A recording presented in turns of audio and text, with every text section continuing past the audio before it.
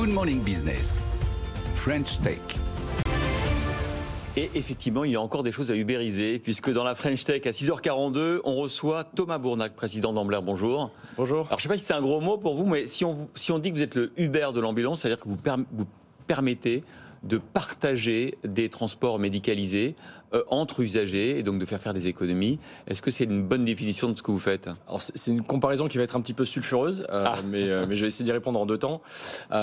Oui, on est le Uber de l'ambulance dans la mesure où on serait ravi d'apporter une expérience utilisateur aussi bonne que peut le faire Uber dans le VTC pour de la commande de transport médical. Ouais. Pour autant, le modèle économique sous-jacent n'est pas équivalent. C'est vrai. Et la vérité, c'est que nous, on construit notre modèle économique avec nos partenaires ambulanciers et taxis conventionnés, qui sont indispensables à notre bon fonctionnement. Donc de ce point de vue-là, on s'en détache un petit peu.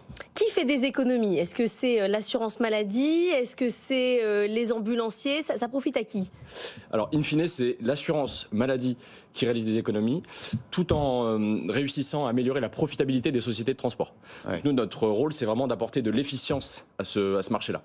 Alors, expliquez-nous, parce que par exemple, quand vous commandez un taxi médicalisé ou une ambulance, c'est un prix fixe ou effectivement c'est sur facture, et que donc si vous permettez de réduire la facture, vous permettez aussi de réduire les coûts pour l'assurance maladie? Alors, on va avoir deux grands cas d'usage. Les transports qui sont à l'initiative du patient, donc liés souvent à ce qu'on appelle les affections longue durée, donc les maladies chroniques, le fait de se rendre dans un centre de soins pour recevoir ses soins dans le cas d'une maladie chronique. Par exemple, une dialyse, par exemple? Exactement. Ceux-là sont essentiellement payés par la sécurité sociale, de temps en temps avec un complément mutuel. Ouais. Et après, il y a les transports entre établissements qui, eux, sont financés par les établissements de santé. D'accord. Est-ce que vous travaillez avec les taxis? Parce que dans beaucoup de régions, ils servent un peu d'ambulance quand même. Complètement. On travaille avec ambulanciers qui possèdent des ambulances et ce qu'on appelle des véhicules sanitaires légers, mais également des taxis conventionnés, qui sont des taxis traditionnels, qui se sont conventionnés auprès d'une caisse d'assurance maladie pour pouvoir réaliser du transport sanitaire. Anthony? Et donc du coup, jusqu'où va l'ubérisation dans l'expérience utilisateur que vous mentionniez? C'est-à-dire, est-ce que c'est une application que peuvent avoir, même y compris peut-être les patients? Est-ce qu'il y a un système d'algorithme qui va faire un dispatching intelligent des ambulances?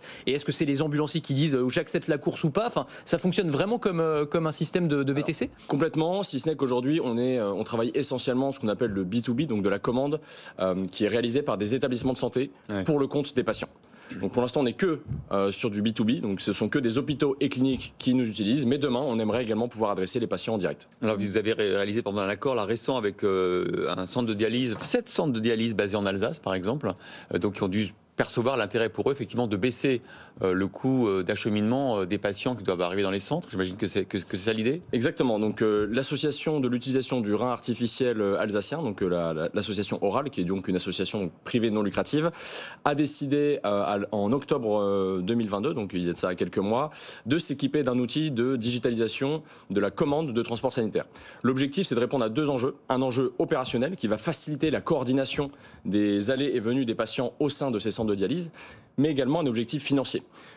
Jusqu'à aujourd'hui, ces transports de dialyse dédiés aux affections longue durée sont majoritairement réalisés par ce qu'on appelle du transport assis professionnalisé, qui est éligible au transport partagé. Néanmoins, ce transport partagé, le taux de transport partagé aujourd'hui au national, il se situe aux alentours de 10%, selon nos estimations, ce qui est relativement faible, pour la simple et bonne raison que ces commandes de transport sanitaire ne sont pas centralisées au sein des établissements de santé, mais réparties un petit peu au sein de chaque patient qui va s'en occuper de son côté. C'est juste une question d'agrément ou en fait, parce que là vous nous dites avant on allait seul à sa dialyse et là on va faire un transport ensemble.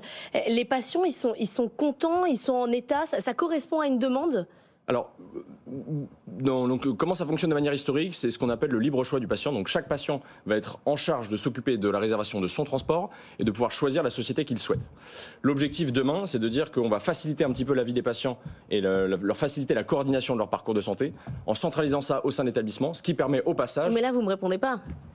Mais parce que les patients sont contents. Est-ce qu'ils sont contents d'être en groupe? Parce que c'est pas la même chose. Alors, si l'état du patient le permet, donc de temps en temps, il faut que le transport reste individuel, mais oui, les patients, en tout cas sur les 15 établissements qu'on équipe déjà aujourd'hui, n'ont absolument aucun souci à partager leur transport.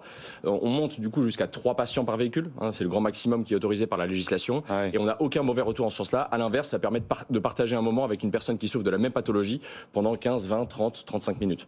Moyennant un détour évidemment qui est limité, puisqu'on ne peut pas faire effectivement passer une matinée dans le transport à un patient. Alors vous êtes créé en 2018, vous avez déjà 220 établissements de santé qui travaillent avec vous, 1300 sociétés de transport.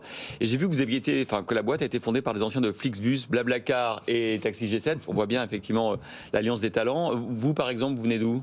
Moi, je travaillais chez Flixbus précédemment.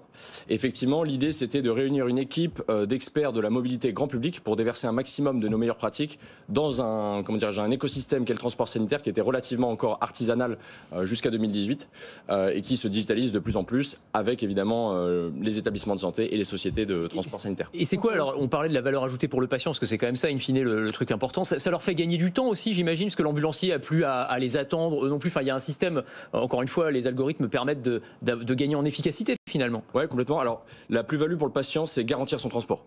Aujourd'hui, l'organisation d'un parcours de soins qui dépend d'un transport sanitaire peut être un véritable casse-tête. Pas plus tard qu'en début de semaine, vos confrères de France 3 Régions le soulignaient sur la Loire-Atlantique, où des familles luttent tous les jours pour trouver des transports sanitaires pour leurs enfants. Donc ça peut être un véritable casse-tête. Donc c'est garantir un trajet et de la manière la plus simple possible.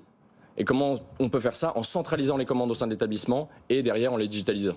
Et vous avez des concurrents sur ce domaine Il y a un certain nombre d'acteurs qui existent. On n'est pas seul à vouloir effectivement apporter ce niveau de digitalisation et d'optimisation dont le parcours de patients lié au transport sanitaire a grandement besoin. Bon, c'est intéressant parce que la plateformisation, l'ubérisation, ça continue dans tous les secteurs. Ah oui, il y a encore des secteurs à ubériser. Vous avez levé 6 millions en 2020, ça va suffire ou il va falloir lever des fonds à nouveau? On va vouloir, je pense, à un moment donné réaccélérer sur cette partie, du coup, parce qu'on a historiquement pénétré le marché sous couvert d'un changement réglementaire en 2018 qui conférait une partie des transports à la charge des établissements de santé.